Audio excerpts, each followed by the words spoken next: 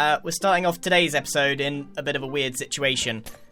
Tango and Impulse are taking me for a ride, I think. I'm not quite sure what I need to do. And go. Okay. Why? Why is this happening? I guess welcome to the next episode of Hermitcraft, right? I don't really know what this is about. But I'm bouncing into the sunset, being led by a very slow-falling Tango. Welcome to Hermitcraft. I just realised using a spyglass on a horse is nothing but zooming in on the back of the horse's head. Yeah, I can't see anything. This is a bit of an oversight. I'm not really sure where I'm going with this. Oh no. Oh no. No. Oh, I went with it. Horses are not like boats. Yep. 2, 1, go. Oh, okay. Oh, we're floating. Is it working? It looks like so far, it. so good. It's holding up the hat of all things. Woo! We're Mary Poppins, y'all. I'm glad we're doing the important work. Well, that was a very strange start to the episode, and I sincerely hope that this tower doesn't stay here forever, because we've got a collection of rather ugly, tall things at the moment, and I think they will have to go. So, welcome back to another episode of Hermitcraft. What are we doing today? Well, last episode I finished off the interior, and a few things have happened in between episodes. One, I managed to catch a phantom. I don't know how this phantom got inside my base, but I've put it in a boat, and now I've put it by the window. There he is. And if you sit in the boat and get out, you just phase through the window. And then I took a look at the window, and now it looks like it's got a tongue. That's genuinely what I sound like trying to sing with my tongue out. That's surprisingly difficult to do. I think that's the first time I've ever tried to hit a note with my tongue stuck out. And I put blush cheeks on Mumbo's base, but I haven't told him it was me, so he must like it. He must like it. Speaking of Potato Boy, there he goes. I can't get over this outfit. Remarkably, he's out of potato stock. Last episode, we got a look at this spider boat, which is most peculiar. And I've got to say, it actually really, really fits in with whatever we've got on going here. It's such a cool looking boat with the legs and the goat thing. Oh man, I really like it. And I'm guessing that the spider boat is there to save the goatum pole, which is still very much stuck in a hole. So between episodes, I also grinded out a lot of wither skeleton skulls. I'm going to drop off 3 wither skelly skulls, 1 for Ren, and 1 for Scar. I spent a good few hours just grinding out wither skeleton skulls. Not my favourite task in the world either. So with my starter house looking fairly complete, exterior done, interior done, and I'm very happy with it, it's time for me to pivot onto my main base over there. Now I'm going to take things fairly slow, and I know I haven't actually given too much information, but a while ago I went for a trip in the UK to get some inspiration. And the behind the scenes video isn't quite ready yet, but we can quite comfortably make a start without giving too much away, because I've already stated that it's going to be a cave in a cliff. Now, down in there, I have a whole bunch of villagers that need setting up, because those villagers are going to be the basis of my entire shopping experience, and I've got big plans for this area. So, the first thing that I want to do before we get started on our base is to head down into the cave and set up. I mean, this is going to be 12 hours of my life, people, so this is no small deal. This is one of those deals that are slightly larger than smaller deals. We're going to go make a villager trading hall. Let's go!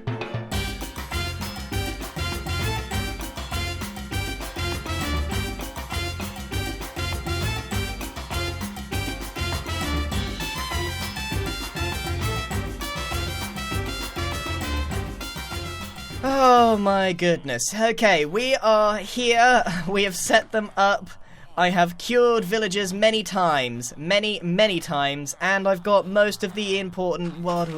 This villager has got a hat. They look so fancy with the hat on. And I interrupt this little clip to supply you with a picture of where Maui is right now, because it's very cute. So, the reason that I've invested so many hours in getting this set up is, one, I can pretty much trade for many, many different kinds of blocks, and I'm going to do something that will show you just how broken villagers are in general. So, what I'm going to do is head back over to the base, grab 2 pumpkins. That's all we need.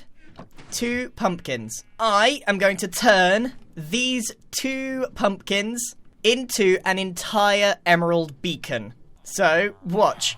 We take the pumpkin, and I've cured these so that they will have 1 pumpkin for 1 emerald. I now have 2 emeralds. I then go to one of these, and I get 8 glass. I then go to the crafting table and turn these into glass panes. And then I go to the cartographer, and he will sell me 1 glass pane for 1 emerald. I now have 16 emeralds, and I think you can see where I'm going with this. I trade up for more and more glass, turn this into more and more glass panes, and trade for more and more emeralds. All from 2 pumpkins. 2 whole pumpkins, and look where we are just after 1 cycle. So now, I'm going to spend 15 minutes cycling round, buying more glass, and selling more glass panes, and let's see how many I can get in just 10 or 15 minutes.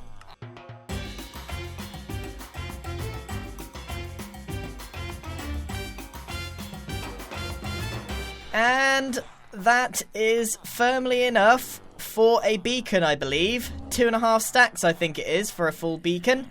And it took about 20 minutes. Now, my biggest bottleneck was the amount of cartographers. I always have enough glass panes. In fact, I have too much, but I don't have enough of these. So the restocking mechanic is literally all that stops me from keeping going. This could have been done, if I had more cartographers, this could have been done in seconds. So while I was waiting, I was making myself useful by creating more cartographers.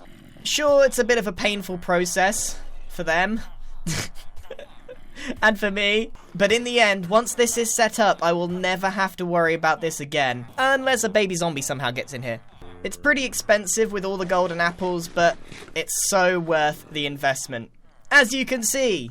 So, that is more than enough villagers for pretty much the entire season for me. That I'm glad I've got that out of the way. And the reason that obviously I built it down there is so that it will be within my base when we get started. But I did do that with a purpose. I genuinely do need a beacon outside here. I'm not sure too many people make their beacons out of emeralds. I must admit, seeing a green beacon is a little bit strange. And we've even got some emerald blocks spare. Got to admit that seeing a green beacon is almost Minecraft cursed. You just don't see it very often. And here we go. Bring home the beacon and beaconator. Here we go. Haste, haste 2. Done. So let's start talking about the base. This season, I don't plan on making a mega base. Now, remember, the word mega, when referring to big builds, is literally the scale. You can make a giant dirt block and it would be mega. But this season, I'm going to go for atmosphere. Atmosphere and emotion, and I'm going to try and go a little more detailed. I'm going to basically be going for the same sort of vibes as this in my build, and not just going enormous. I've built 2 enormous bases for Season 6 and Season 7, so Season 8, I'm going to do something just slightly different. I still can't believe I turned 2 pumpkins into this. Isn't that a bit insane? You can make a beacon in 2 minutes if you have enough cartographers. There's 2 things that I want to do, and I'm going to be taking this base extremely slowly over the course of the season. But one thing that I wanted to get started right now is preparing the outside. So, we're going to hop into a very quick time lapse, and all I'm going to do is just try and mark out exactly the shape and size and scale that I want the entrance of my cave base to be. And, of course, I'm going to be shaving down some of this, and I'll be getting some much needed materials such as stone and cobble. Okay, for the second time today, let's go!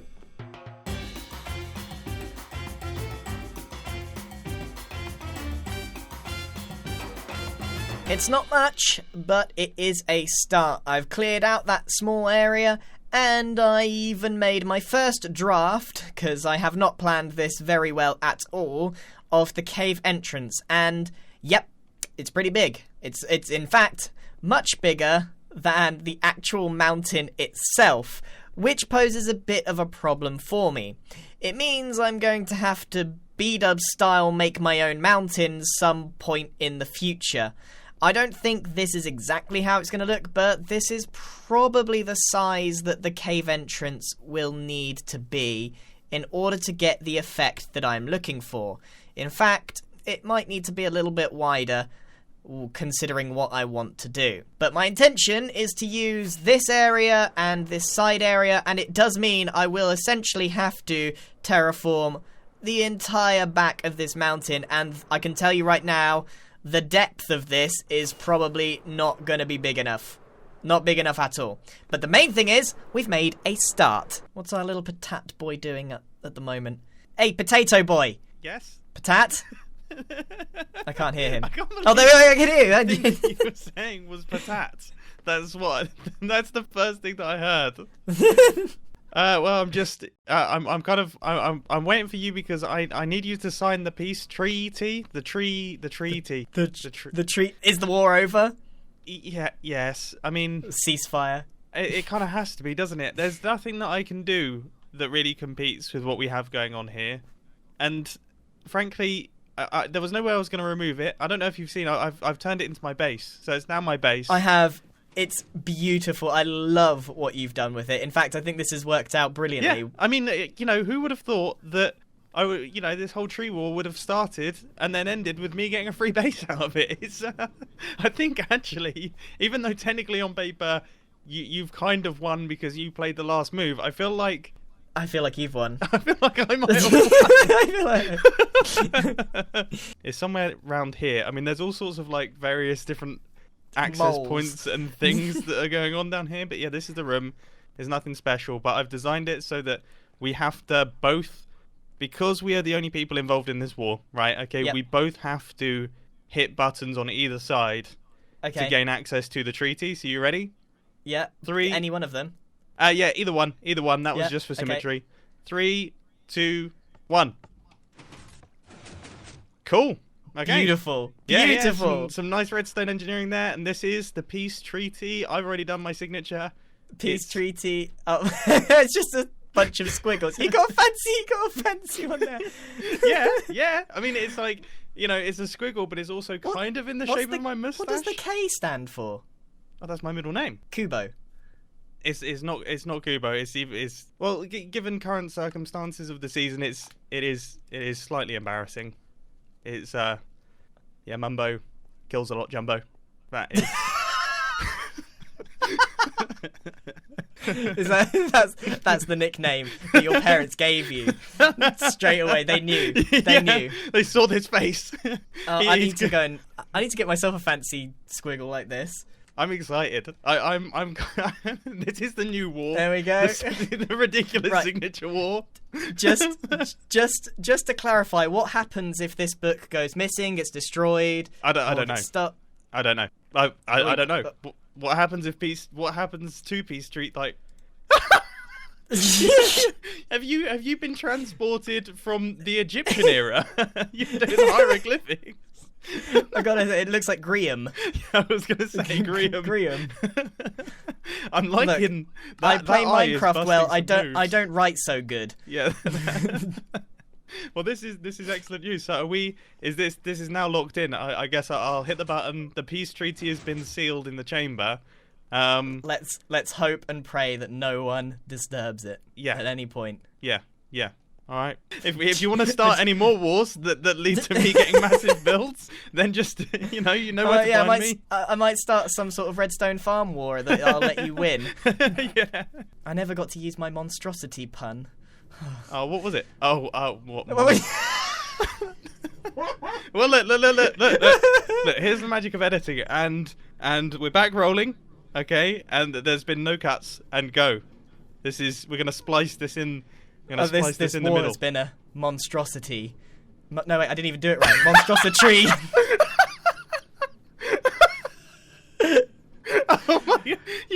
I'm not even going to edit that. I'm not even going to edit that. They can all watch both of us fail. That was awful.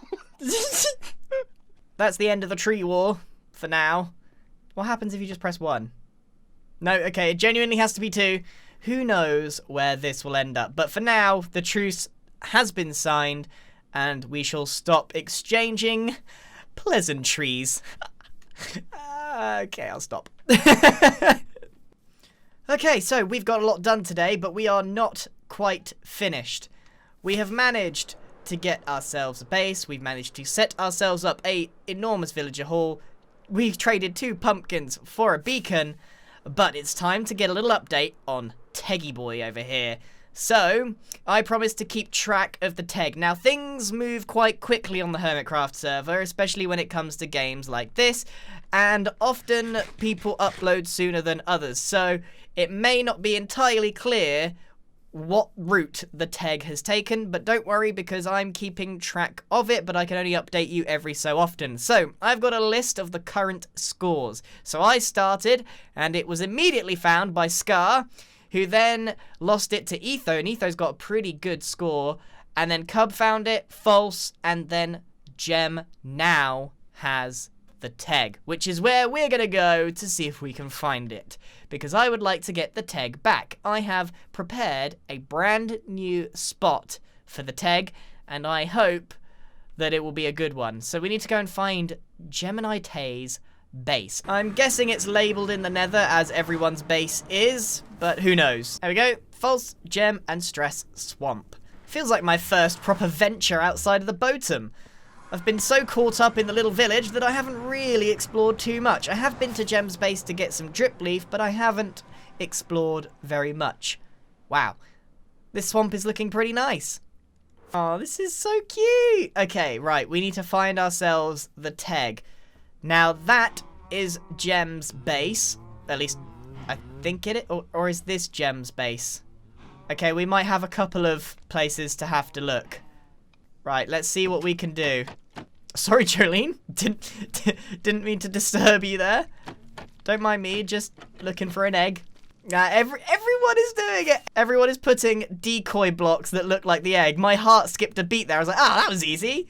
Okay, well, I think we know we're probably in the right place then. I think it's unlikely to be hidden. It's unlikely to be hidden in the farm system, right? Fairly sure it's not in here. Okay, there's a little maze here. Petal to the metal, find that egg. Dang it, there is not much room for an egg here. Okay, Gem's really leaned into hiding this egg well. What do you reckon, maybe in a tree? That might be a little bit too easy, don't you think? This weeping willow is sad you haven't found the egg. I'm sad I haven't found the egg. Oh, hello. Do you hear... Is this just an absolute decoy? Except this, I hear it. I hear a piston. I'm guessing that this is just a decoy of some kind because nothing opens. There's something on the inside of the tree. We shall continue the search. These decoys have wasted a lot of my time though. I am not having very much luck. I'm convinced that there's many decoys now. Oh, she's right there. Would you believe it? No egg here. And now Gem knows I'm going to be looking for the egg. I don't know why I'm hiding. I'm allowed to look for the egg. Okay, I may be forced to concede that Gem has hidden this remarkably well. There's so many little hidey holes. A cake for your efforts. No egg here though. How many decoys are there in this base? There is a ridiculous amount of decoys everywhere. I'm not having too much luck. Whoops. The common thing... There it is! There it is! I found it! I found it! I found it! I found the egg! Haha! Now I don't feel so stupid with all these decoys. Time to go and rub this in Gem's face. Gotta admit, that was a pretty good spot, but after knowing where Scar hid his egg, that was like the first place to look when I came in here. No amount of decoys can save you from me. So it is day 2994, and that means I know what Gem's score is. You see this? You see, yeah! I wasted 10 minutes on a piston that did nothing. Excellent. now, excellent or excellent. Oh man, what is it with the puns this season?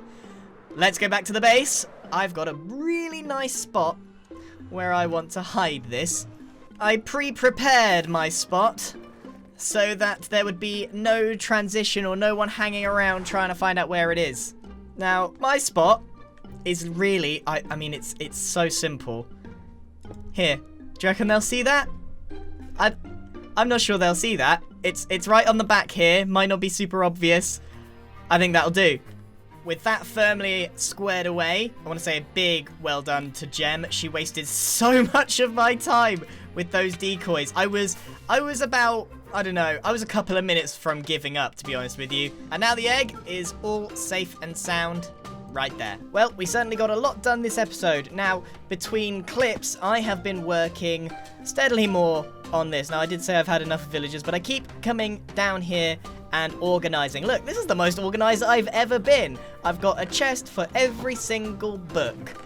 Now, I haven't actually been farming the books yet because I've been building up things I want to sell, such as glass. Look at all the emeralds I've got, golden carrots, quartz, glowstone, redstone, bricks, and I've got extra for the bits there. So, things are going extremely well over here in the Grian base. And I think that is probably where I'm going to have to end today's video. We've done an awful lot of work. Maybe it doesn't feel like it, but I certainly feel tired right now.